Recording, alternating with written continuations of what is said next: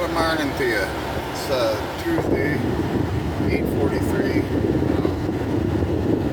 Like I say, every day I'm getting a little later start than I wanted to, but it's pretty much every game day. I've been up since 6, but again, I'm old man, so I'm moving too fast. I sit up at the edge of the bed till my check engine light goes off, till I get up, do my thing, get everything ready, get my drink ready, which is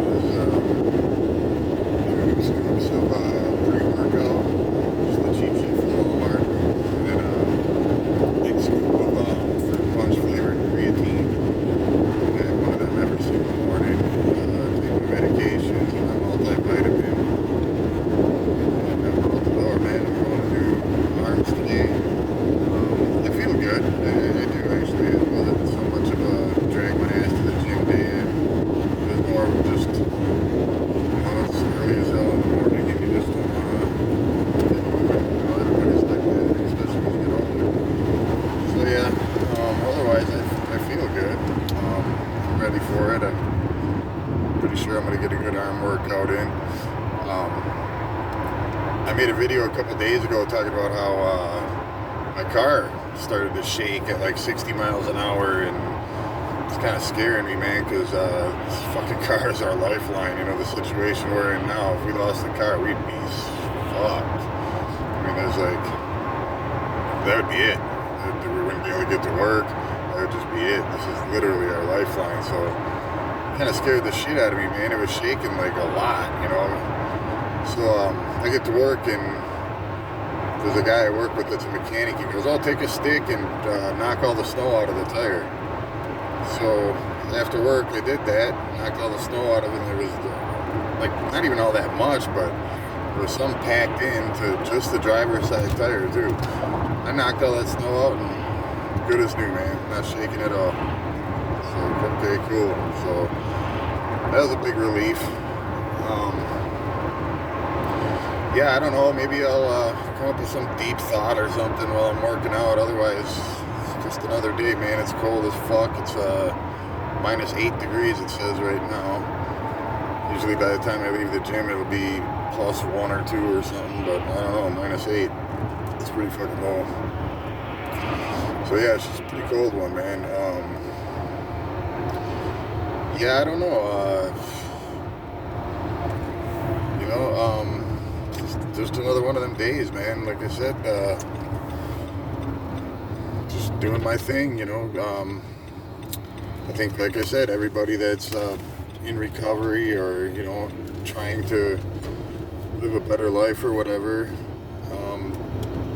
just do something you like to do, man. It doesn't have to be going to the gym or whatever. It's just...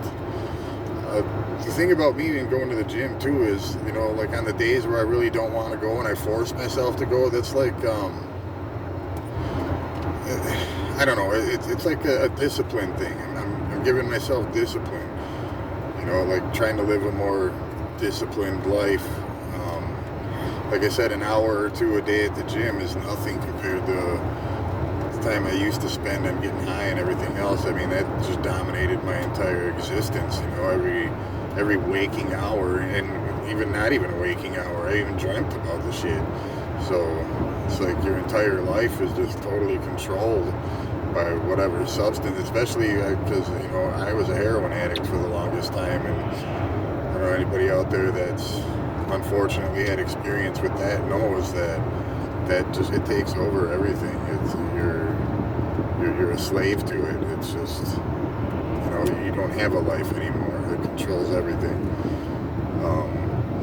Everybody knows, you know, that I was talking to a guy at work last night, and he was asking somebody how he's never tried it, he don't know what it feels like, yada yada, and I was, well, have you ever had a surgery or anything like that? And he said, yeah. And I was like, were you ever on morphine or anything like that? And he looked at me with a big old smile on his face, and yeah, and he was, remember, it was something to do with his hand, but they gave him Demerol or Dilaudid or one of the, he couldn't remember, one of them. And I was like, well, then you pretty much know what heroin feels like, you know? I mean, even my mother was the straightest person in the world, you know? She had surgery done, and she was on the morphine drip, and she felt phenomenal. She was all giggly and goofy, and, you know, I mean, I don't think there's a single person out there that would not like the feeling, and that's the dangerous part about it. It feels so goddamn good. It makes you feel so good, but I'm here to tell you, man, it does not last at all, because it doesn't take long to become physically addicted to it at all. Not long at all. It's not one of those things that you can, you know, some people can go out and just drink on the weekends and shit like that. That's cool. That's great. You know, drugs like that, though, that's not something you can do that. It really, really quickly becomes a daily thing, and you have to have it. And as good as it makes you feel, when you don't have it, it's just it's the best feeling in the world when you're on it. When you don't have it, it's got to be the worst feeling in the world. It's insane. Anybody that knows, unfortunately, has been through it, knows what I'm talking about. You know, the aches, the pains, the shits, the puking, the restless legs, the hurting joints, just everything. People say that. I've heard people compare it to like a flu times 100, and you know, you have like the runny nose, you sneeze a lot, your joints and shit, every moving part of your body is in pain. You can't even hold the water down, you'll puke that back up. You get the shits all the time, so you become really dehydrated too, so that happens.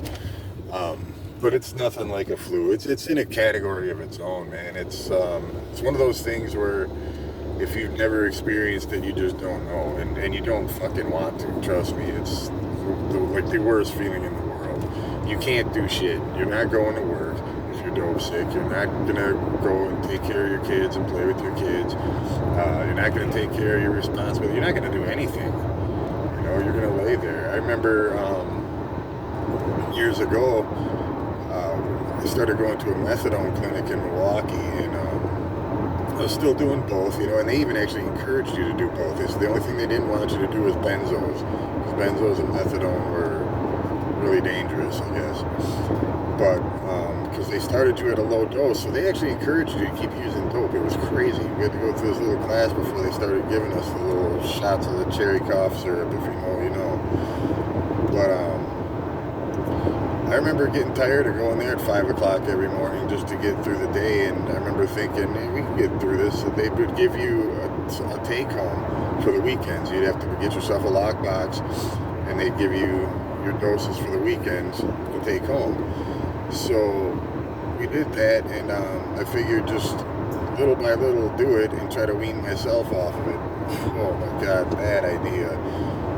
Coming off of methadone was worse coming off of heroin, and I never understood that, because you're going to the methadone clinic, so you're in recovery. Yeah, you're not doing heroin no more, but you're just as, if not more, addicted to the methadone now. I've heard it called liquid handcuffs, and I see why.